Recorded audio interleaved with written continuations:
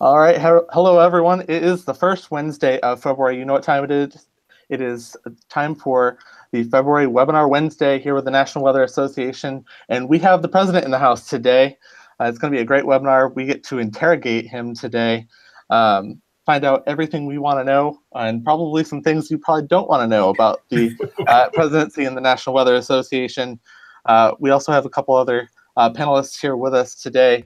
Trevor Boucher is the forecaster at Weather Service San Antonio and Austin. We also have Becca, who is the meteorologist at the Arctic Test Bed, complaining about traffic in Anchorage. So we also have Pat Spoden here, who is the commissioner of committees as well. And we are going to be passing things around. We have a couple of different ways that you can ask questions here today. This is all about you guys finding out more about the National Weather Association and the presidency. First, as always, you can find the hashtag on Twitter. That is NWA for National Weather Association, WebWed for Webinar Wednesday. Again, hashtag NWA WebWed. We also have the form that you can find in the description under the YouTube video. You can also post questions on the YouTube chat, which you can find to the right of the YouTube video that you're watching right now if you're watching live. Feel free to ask any questions you've got, and we'll just kind of go round robin here. But I do want to give a chance here to give Alan a quick introduction here. He is his day job is actually chief meteorologist in Mobile, but for us today, he is the president of the National Weather Association. How's it going, Alan? It's going really well. Sitting here watching the weather as we are talking, as always, and excited about the opportunity to be the president. Something that I never would have really thought of years ago, but it just sort of happened. All right.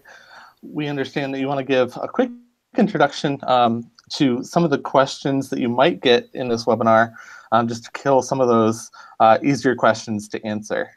Yeah. So to start with the basics, for people who don't know, the National Weather Association, it was founded back in the middle 1970s, 1975, and it's an organization of operational meteorologists, primarily operational, and that to the average person would be mostly people who forecast weather, but also people who provide weather information and people who use weather information for various projects. It also does include people in academia and researchers and social scientists. So we're learning that to be the strongest and the best we could all be, it's all about working together. There's our mission statement. It's all about the pursuit of excellence in weather forecasting, communication, and service. And it's not just TV broadcasters. That might be one of the biggest myths of the National Weather Association. It turns out we do have a TV certification, the NWA seal, which you see around the country. But overall, for me, it's a club of like-minded professionals who love weather, and we're all good people. That's why I'm happy to be the president. All right. So we kind of want to start with a little bit of the structure. There's a couple of committee members here with us today, kind of leading their own groups, but I think a lot of members don't know a lot about the structure of the NWA. Being a past counselor myself, as a student member, was very enlightening. And I think, like I said, a lot of people don't know exactly what the structure is and how to get involved. Can you talk a little bit about that? Oh, yeah, definitely. And for me, that's part of the fun of being involved. First of all the members, all the officers and committee members, all of us are volunteers. Now, we do have an executive director, and that's Janice Bunting. I always say the executive director is sort of like the coach of the team, whereas for me as president, I'm more like the captain. I don't set policy. I don't say, hey, everyone, do things my way. I try to listen to the team, which would be the council, and working with our executive director and figuring out who we are going to be, where we are going to be in the next 5-10 years, and making sure that we are legally in a good position. We do have bylaws, and so much of the bylaws describe who we are, what we do, and how we do it. We are a nonprofit organization, and the council, like most councils, is a group of people who are elected by the members to pretty much guide where the organization is going. So the council is 12 people. We also have a student member this year, so we have 13 people on the council. And then you have a president-elect, a past president, a secretary, and a treasurer. And these are all the people, again, who make up what's called the executive committee, which works with the council. For anybody who's interested in running for a position, number one, it's just about making it known to people who are on the council that you're interested. But number two, like every other organization, what's most important is that you're involved, that you actually contribute. And that's where your committee, the webinar committee, for example, comes into play. We've got a dozen committees for lots of the different areas within operational meteorology, including now we're getting into social science. But there's something for everyone to contribute. And I guess also like any other position is it's not about saying, oh, I want that title. It's about saying, yes, I'm willing to do the work that this position requires to make us all a better organization. Hey, Alan, this is Trevor. I'm going to jump right on in from there and start asking questions. And you hit on a topic that I think was what I really personally wanted to know is sort of how do you get from member to president? Like, what was your path to get from, the start of being involved in the NWA to getting to where you are as the president of the NWA? How did that happen for you? Right. It happened. It wasn't a plan. I got involved in the NWA when I was in grad school, which was 32 years ago. I joined as a member primarily because I knew I needed to get the NWA seal to be a successful broadcaster. So I ended up getting my seal in 1987. And between about 1987 and 1990, based on my job situation, I couldn't really attend NWA conferences because I was always the weekend meteorologist or the morning meteorologist.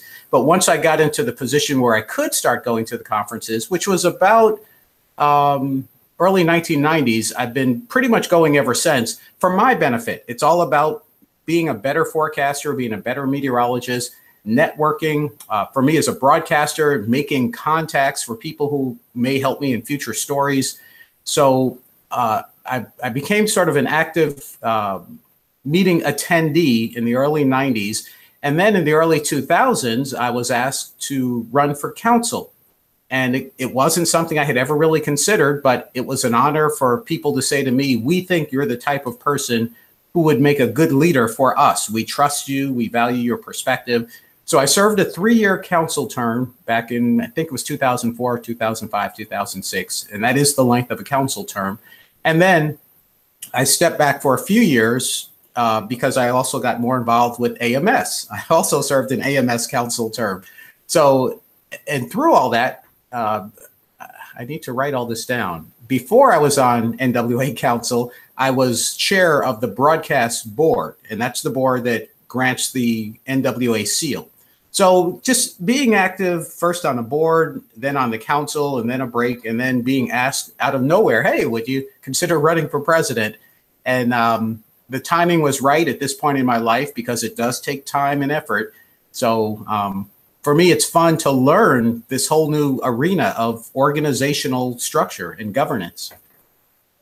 Yeah, and just for I've only really known you the last few years as I've become part of the NWA over the last 5 years.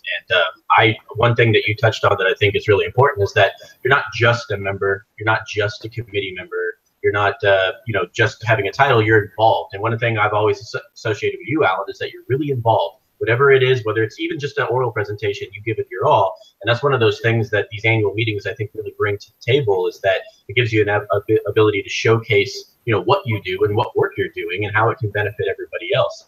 So that kind of brings me to sort of the next question is that, okay, so if you're a member and you're starting to go down this path like you did, there's one of the, I came in as a member and then I was interested in getting involved in a committee. So I know that myself and Jonathan and Becca are on committees or committee chairs, and Pat's the commissioner of committees, all these different titles that are involved. So if you're a member and you want to get involved in a committee, what are some of the activities that you can participate in as a committee member? Like how's that different than just being a NWA member? What exactly is it that you get to do? Yeah. Okay. So we've got something for everyone. And that's the cool thing about NWA. And the something for everyone also includes your level of commitment. So obviously, if you are president, secretary, treasurer, you have a lot of commitment because you're constantly, weekly, if not daily, taking care of people who want to get on the committees, taking care of our finances, taking care of our bylaws and where we're going. We then have committee chairs beneath that. The committee chairs are over a committee. We'll talk about those in a minute. But then you have committee members. So the committee member, in general, I think you have less of a time commitment and less of responsibility. Not that you're not responsible for being a member, but the committee member is really the first way I think most people get their foot in the door of the structure of the National Weather Association. And that, I'll name some of the committees and I'll forget some, but it's all on our website. Go on the website, look at about NWA, look at the committees, and you'll see a long list of all the different arenas where we have people focusing on using their skills and talents. So a natural progression would be to go from a committee member to a committee chair to council, and then secretary, president, or treasurer. Yeah.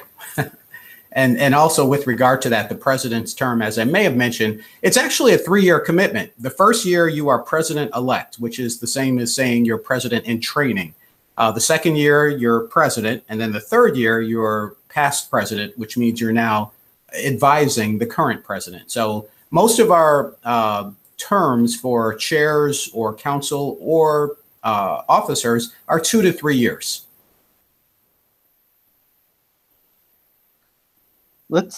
I know you wanted to talk a little bit about the upcoming national meeting, then we'll get to another question that Trevor, I know, has on the line here.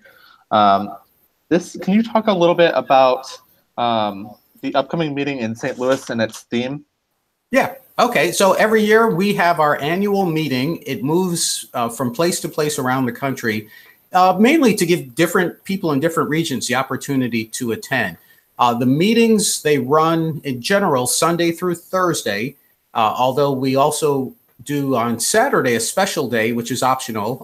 This year, it's like the past, it's Weather Ready Fest, when we put on basically a fair for people at one of the local museums. So that's still in the works. The actual meeting dates, there they are on the screen, August 25th to the 30th. It's a little earlier than typical this year. And at the meeting, as Trevor had mentioned earlier, it's about sharing information. Those of us in the business doing presentations on what we do, things we've learned, different methods and techniques to forecast meteorology and to use operational meteorology. We'll also have sessions on integrating and collaborating between, say, for example, a forecaster and a researcher, because the researchers have good information, but they need to know what the forecaster needs. And of course, the forecaster can have input on the researchers. The meeting theme this year, along with our mission statement, which is always about communications and excellence and serving the public, my theme this year is diversity. And it's diversity in the traditional sense when you talk about race, gender. It's also diversity in the sense of sector, whether you're in the private industry, the military, government forecaster. It's diversity in the sense of ability. We had some really good presentations in the last couple of years on those of us who are on the autism spectrum, people with directional issues, things you take for granted, people with mobility issues, but it's about recognizing that each one of us has something valuable to bring to the whole organization and to the rest of us as humans and as forecasters. So it's all about diversity, people, models, methods, how you do stuff, and just coming up with a better product and a better us. Yeah, I'm really looking forward to that annual meeting theme, because I'm really curious to see what levels of diversity we're really going to see. I think it's going to be cool to see. In the previous years, we've seen presentations that are kind of associated with that, sort of getting into the really bringing this to the forefront. So I'm really glad to see that that's going to be the theme, the focus of this entire annual meeting. I'm just curious.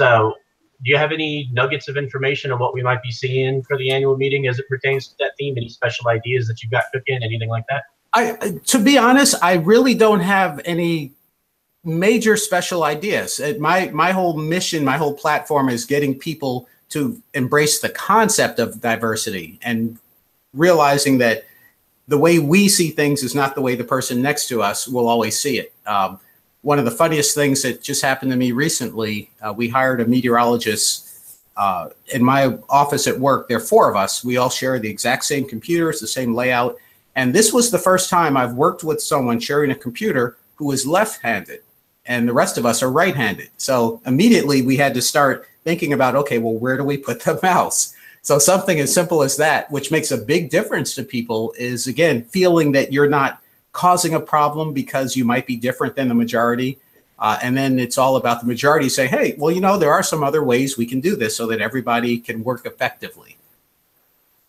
Right, right. Yeah. And sometimes you don't even know. That's one of those things that there's so much different diversity, whether it's really, you know, something that's really obvious and then something that's not at all obvious that you can't see, or the fact that you can't see. You know, how are these things changing, and how do they affect how people understand meteorology, but then also how do they work in the field of meteorology altogether? So very interesting stuff. But so back to the annual meeting, I do want to give that a little bit more attention. Because, you know, that's really the big event that we do every year.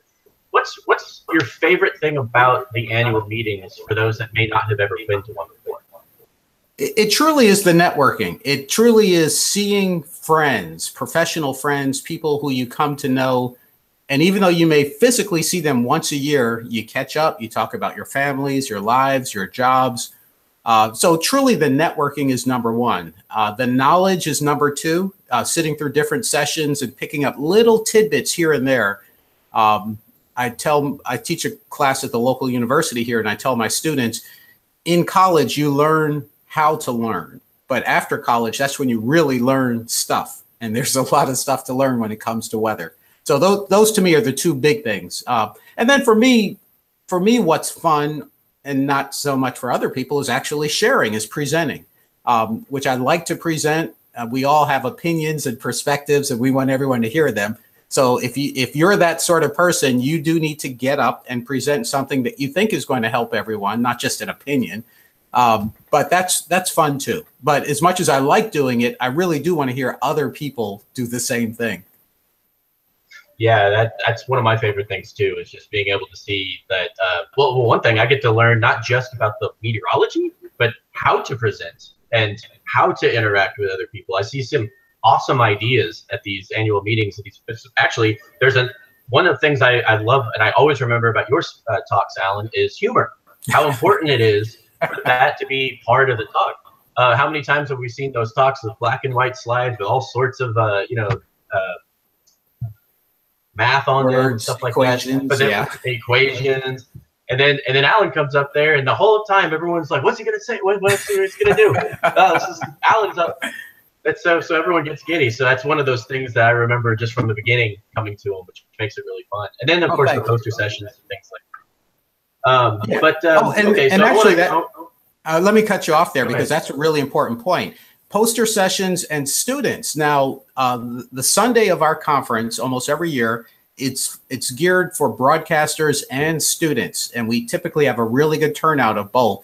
And this is the opportunity to get into the organization in a group that's like you, if you're a student, and then branch out into the rest of the organization. Another thing that's also important to know for NWA, like most conferences, is if you've never gone, you'll feel intimidated because literally you're walking into a room with other people who know each other and you may not know them. But one of the coolest things for me was our conference back in Cocoa Beach back in the 1990s. I flew into it on a small twin-engine airplane. And as we were flying in, the gentleman next to me, we started talking, and it turned out he was going to the conference. It also turned out he was the guy who wrote my intro meteorology textbook. So to me, it was like, wow, he's a human being. And we're just normal weather folks here talking to each other. And that's what I think will surprise people is no matter where someone is, whether they are a manager, whether they are a forecaster, whether they are an observer, a researcher, a storm chaser, we all have that same passion for basic weather. And when you approach people and talk to them, you'll find out that we all are basically the same, and those titles and the perception kind of goes away. So for the students, it's a really great thing to interact with folks that you never would have thought you would have met. Yeah, that it only further goes into the diversity theme of diversity in you said professions and backgrounds, but then also levels of experience in the field. So certainly bringing students to the annual meeting is part of exactly why we have it, is so that you can be accustomed to this early. So back to the theme. On that topic, actually. Okay, on the topic of students. The annual date of the meeting has changed over the years, and this year just happens to be the last week in August, which is for many students the first week of the semester. It's a particularly hard time to get students to the conference, because not only it is your first week of classes for many cases, but there's also no chance to get funding from their respective schools because it's so early in the semester. Can you speak a little bit more on how important this meeting is to get to for students and early career professionals? Just to double, this meeting, you mean all of our meetings or this one this year? This one in particular. Because the annual meeting is August 25th through the 30th. Right. Okay, I'm just trying to make sure I understand the question. Is the question, why is it early, or why is it important? Why is it important that they get to an annual meeting, even though there's the extra jump that they have to make to get to a very early semester conference? Right. Okay. Well, it's the same. I would say it's the same reason for going to any annual meeting. One of my philosophies in life is do today what you know you can do, because tomorrow you may not have the opportunity. So that's rule number one. And that is, the conference is coming up, and even though it might be a stretch to get to it, next year is maybe even more of a stretch. So just from that basic rule, this one is important. And for folks who are wondering, a big part of the reason why the annual meeting is earlier this year is taking into consideration the Jewish holidays, because we do have members who had conflicts with attending the meeting versus observing their holiday. And we try, again, you're trying to make it accessible for everyone. Not that every year that will happen, but this is the year that it's moved forward. Oh, cool. I did not know that. So I did want to come back. The question I was about to ask, wanted to go back to the theme of diversity. We did get a question on the submission form. And it's pertaining to actually autism. You actually mentioned that briefly. Yeah. And the question is it possible for the NWA to have a special career fair for those with disabilities, including things like autism and other disabilities? Yeah. All right. So easy answer is yes, it is possible. And for here, the cool thing about NWA is it's about what we as members want. So even though we have a governing body, all it takes is membership essentially petitioning for something to happen, whether it's a change in the bylaws. And I know bylaws aren't a sexy thing to read, but if you read them, it lays out what it takes for members to create literally a document with a certain number of signatures to present it to the council and say, here's what we want. For this annual meeting, there is online, and I don't have the link in front of me, but there is online a form to submit your idea for what you would want to see, whether it's a panel discussion, whether it's a something similar to what you just said, a specific focus for a, what do we call those? A session, yeah, that's the word, or whether you as an individual want to make a presentation. So short answer is yes, everything is possible. It's just a matter of putting it in front of someone who can move it forward within the NWA Council, or going online and actually submitting it through that form. Okay.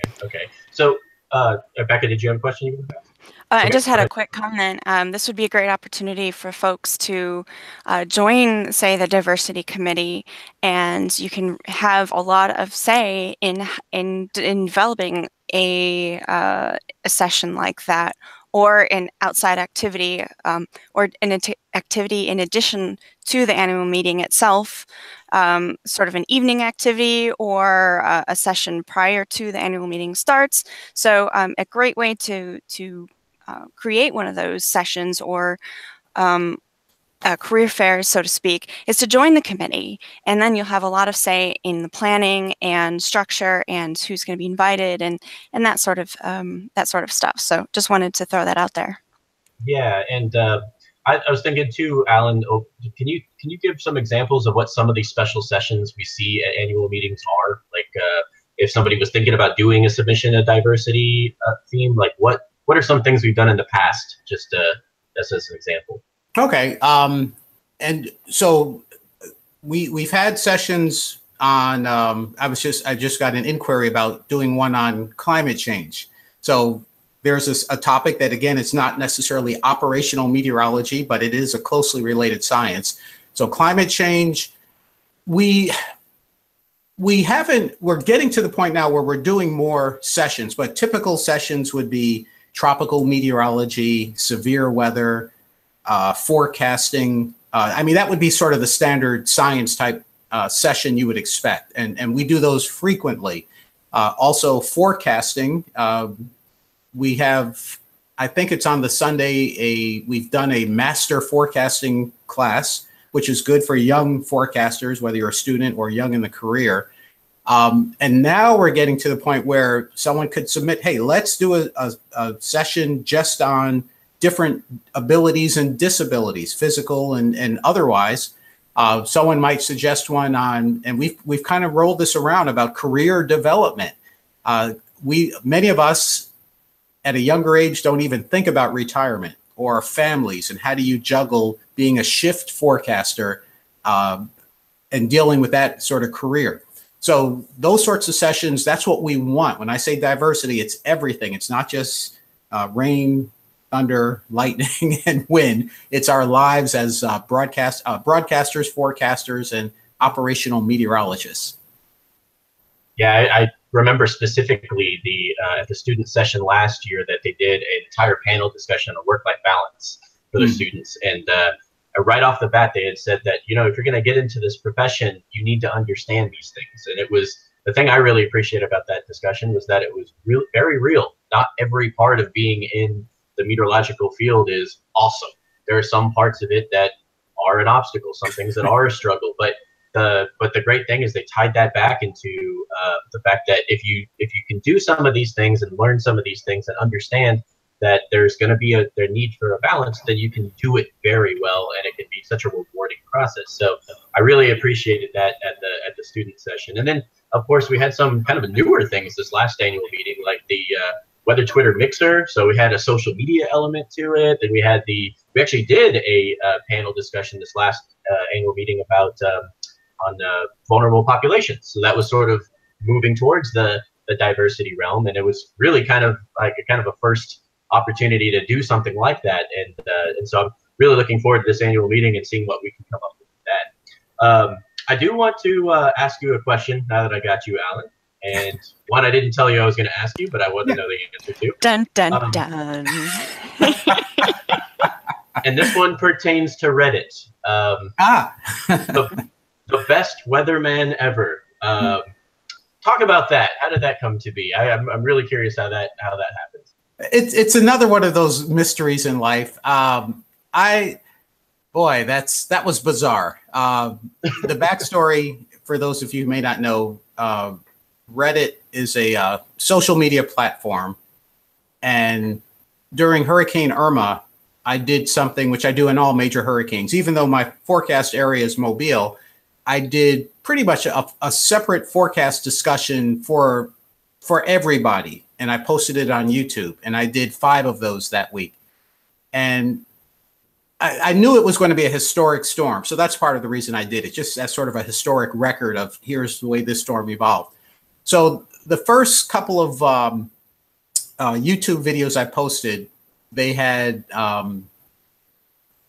literally a couple 100,000 views, which for my station's YouTube channel, that's tremendous. We normally don't get more than a few hundred or a few thousand. And then I think the one I did in the middle of the week, which it was pretty extensive. It was about 7 or 8 minutes long. And I basically did what I always do. I try to explain in detail what this means, what it doesn't mean, what the cone means, what the models mean, the variability, the fact that the hurricane the entire circle is not deadly. It's just portions of it that could be. And so when I went to bed that night, that one had about 60,000 views. And I said, oh, that's doing pretty well. And I woke up the next morning and got an email from a colleague saying, did you know you're the best weatherman ever? And I chuckled, and I didn't know. And he said, well, yeah, Reddit voted you. And first that question was, well, what's Reddit? I'm a Facebook user. So Facebook is my main platform. I had heard of Reddit, but didn't know what it was. So it turned out that somebody on Reddit, one of their users, who I believe was from overseas, reposted the link to my YouTube video and said, basically, wow, I've never seen something so detailed and informative and interesting and educational. And from that point, it went viral. And I think within that week, it had 4 million views. Now it's over 5 million. So just really bizarre and strange that something I've been doing for 30 years, someone notices it one day and then everyone sees it. And I joked with my friends, it's like when you find your parents' old albums in the closet and you play the music and say, wow, this is really good. I've never heard this before. That's, I don't know what I'd do if something like that happened to me. I just imagine that's got to be, if you didn't even know what Reddit really was beforehand, right. Like, what's happening right now? I can say, though, not so much for me, but for our science, I was happy that something positive and healthy and educational went viral, as opposed to what's typically the case is a mistake or an error or something embarrassing or something that blows up or a bunch of kittens running around, which I like kittens. But still, it was really nice that something so positive could be seen as being so positive. Yeah, that's a very good point. Yeah, there's not too many times where something positive ends up becoming viral. So I want to go back to a submitted question that we had before we started. This is sort of just an opinion question. It's not really related to the NWA, but so the question comes in as a young professional who just entered the workforce, you see a future shift in which a certain sector of meteorology will see more jobs versus less jobs? And in essence, is there a sector in meteorology where you've seen jobs become less and less available? First answer is yes, there's going to be a shift. Which way it goes, I don't know. And it's sort of like forecasting the weather or the stock market lately. Technology has definitely taken away a lot of the manual things, repetitive things that we have done as forecasters. Basic map analysis now, algorithms can do that. And even short-term forecasts are getting really, really good. So for forecasters in particular, our challenge is adding something to the models. Now, for me as a broadcaster, as a communicator, I'm not overly concerned about broadcasting because still we add the human interpretation. Just yesterday, I was on TV telling my viewers that when you see 80% on an app or on a forecast, it doesn't tell you if it's going to rain all day, part of the day, 1/10 of an inch, 2 inches. So the human being is the one that interprets that. So I see us as still being valuable within all of society and giving weather information that helps people make decisions. There's a big issue, potential issue of government versus private. Which one will be dominant in the future? I really don't know. My general advice for all young forecasters is or all young meteorologists is learn everything you can. This is where this goes back to the question about the annual meeting. Take in as much perspective as you can get. So that way you can start hearing trends as people talk about it. And so that you can know you do have other options, whether you go into, say, for example, emergency management or social science, or go into some niche area of meteorology, forensic meteorology. So the future, that really is a good question as to where the profession is going to go. But there's no doubt that everything that happens on Earth depends on weather. So it's just a question of where will that sector shift to in the future. Yeah, so on that note, I know, Becca, I told you you were going to ask a question next, but I want to jump right in because you just made me think of something. We get this question. We get this question a lot, and I think that I'd like to hear it from the NWA president, actually. If you're a prospective student and you're trying to make yourself, stand out, what's the best advice you could give to a student that's trying to come into the field, regardless of the background, whether it's private or operational or what have you? What do you think is if you could think of one thing that would be the most important thing for a student to consider when they're coming into the field, what would that be? Number one is network. You've got to be seen to be remembered or considered. And I do, to put Jonathan on the spot, for example, I met him as a student. So it's those sorts of things, that just that physical interaction and the visual recognition that helps all of us in all of our careers. So again, that goes back to the conference. It goes back to being on a committee as a volunteer, just getting involved, because if you just sit in the shadows and hope that you're going to be picked out of nowhere, your odds are really low. All right, so my turn. Thank you, Trevor, for giving me this opportunity to ask a question. I'm really curious about the future of the NWA. Where are we going to go in the next couple of years? Things like projects that are up and coming. What do you have in store for us for the membership to look out for? Okay, excellent question. So we have a great executive director, Janice Bunting, and we have an office staff. Those are paid positions. And those are the folks who, over the long run, are always going to be there to keep things going as counselors move in, counselors move out, as my term ends and the next president's term begins. So long term, it goes back to, what do the members want? That's number one. And our goal as counselors and officers is to give the membership what they want within the constraints of budget, within the constraints of our mission,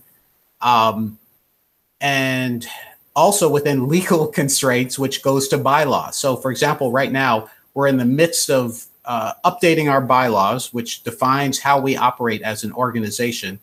We're also in the midst of just trying to make the organization strong. Now, we're strong now. Our membership is actually up. It's been moving up for the last 4 or 5 months, which is good. So we need more members. We need more participation in our committees and our conferences, for example. But we don't need just a bunch of people. We need quality people, people who really want things to move forward. One thing, the NWA, like most organizations, is most members are not active members. And there's nothing wrong with that. But if you want the organization to be something, you have to be active in requesting it and making it happen. We've just started doing a 3-year budget plan. So again, it's a matter of keeping the organization on sound legal ground, sound financial ground. And of course, we have an attorney and an accountant to help us with all these things. So hopefully that halfway answered your question. Okay. We're getting close to the end of the hour here. I want to talk a bit about some of the deadlines and timeline that's coming up very, very soon. For instance, the abstract deadline is coming up here on the 1st. Yeah. Okay. So there's scholarships coming up as well. Right. So there's that slide there with the annual meeting date and the abstract information. One thing that is new this year, if you're submitting an abstract, there is a $40 fee for most abstract submission. So you need to keep that in mind. And when you go to the NWA website, one of the links there will take you to the abstract submission form, which right now it's a Google Doc. It's going to be upgraded hopefully in the next couple of weeks to a different format. But either way, it's part of the growth process. So first major deadline, March 1st, which is going to come up really quick. If you want to present an abstract, if you want to do a presentation, you've got to get your abstract in by March 1st. And again, the fee, $40 for that. Also, again, on the website, follow the link. Go to the conference link, and then you'll see a link for submitting ideas that either you want to implement or you want someone else to implement. Of course, it's always best if you implement your own ideas, but that's also on the website. While you have that up, Jonathan, National Weather Association, we're a nonprofit organization, but we also have National Weather Association Foundation, which is pretty much the charitable portion of our organization. So another big benefits for students, National Weather Association Foundation, scholarships, grants for teachers, awards. Yes, that is, well, awards for membership. And what did I leave out there? I got my membership awards mixed up with, I'm drawing a blank here. Oh, okay, next. Was the Weather Ready Fest? That was on there too, on the webpage. Must not have been. No, that wasn't what I was thinking. Okay. Well, anyway, we do have the foundation. So we go there for that information. You can actually get to the foundation also from the NWAS.org webpage as well. It's just on the far right in the toolbar. So you can find out how to donate and put in for scholarships and grants, which those are coming open in the spring, actually. Those are coming up in I believe in March, and they'll close at the end of the spring. So if you're a prospective student, you'll want to take advantage of those for sure. Jonathan, are we? Good question just popped up there. I saw about the member portal. So right now, as members, we can renew our membership online through a member portal. Literally this week, next week, we are in the midst of upgrading that to a different portal, which will allow you eventually to submit abstracts through the new portal, which again is not yet active. It'll allow you to manage your SEAL recertification. It will likely open up more opportunities for us to have more social networks within the National Weather Association.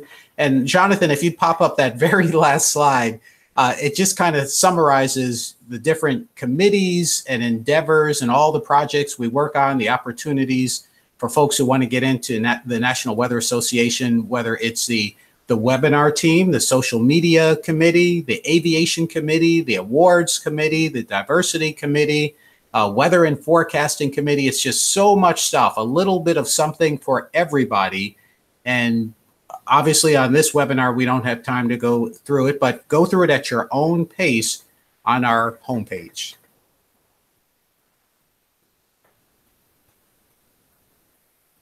Sounds good. Okay, well, we're at 45 minutes now, so I think that's a pretty good length.